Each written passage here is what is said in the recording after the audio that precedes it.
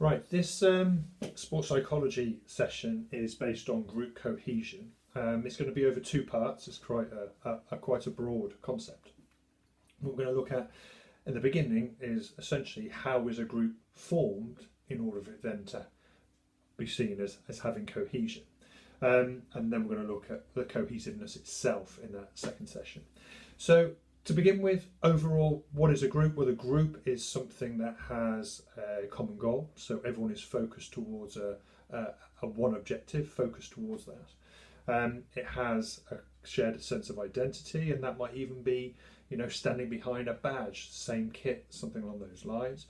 There are clear lines of communication, within people within the group, and interpersonal relationships that go on with the people within the group.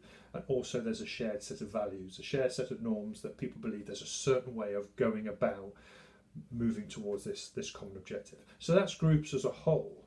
What we're going to look at is how those groups form in the first place, and in particular something called Tuckman's model.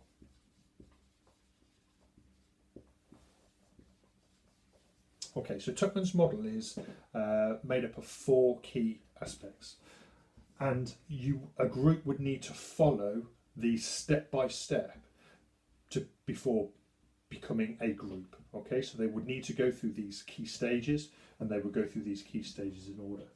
So, first one is forming, second one, storming, third, norming, and fourth, performing. Okay, so the forming section is essentially the group coming together for the first time. Okay, getting to know one another. People are generally polite at that point. They begin to learn more about that common objective, that common goal. But at this point, the leader needs to be quite authoritative, quite autocratic. Boundaries are set. It is clear what's expected of the group. That is now being laid out, and the group are generally quite cooperative at this point, because obviously they don't know one another, they don't know each other's personalities, and at this point they are making an impression. So there's your forming part. Storming part, it starts to get a little bit more fruity at this stage, and so what we start to see is the emergence of individuals into different roles. So we start to see leaders from within the group begin to emerge, and that can often come through in the things that they say, the things that they do. And naturally, because of that, you start to see a conflict of ideas, arguments and so on. And in some instances, some groups don't actually get past this point because the arguments or the conflict is so severe that people essentially walk away and the group disbands. But at the same time, alliances can be formed in the storming section simply because people then kind of nail their flags to the mast and believe a certain path is the right path, and will follow individuals through that if it's set before them. So we start to see now an establishment of individuals, an establishment of roles within the group at this storming phase. Then through norming, things start to become accepted. Okay, there's agreement of the roles, so roles become really established. Those leaders within the group are accepted within that point, and as a result, the group gains stability. Okay, and we start to see that development of cohesion. Now, cohesion is the ability to stick together to achieve a common goal. So it's at this point that we start to see people norming those values, norming the ways in which they're going to go about achieving that goal, and as a result you start to see that development of cohesiveness, and that comes through cooperation.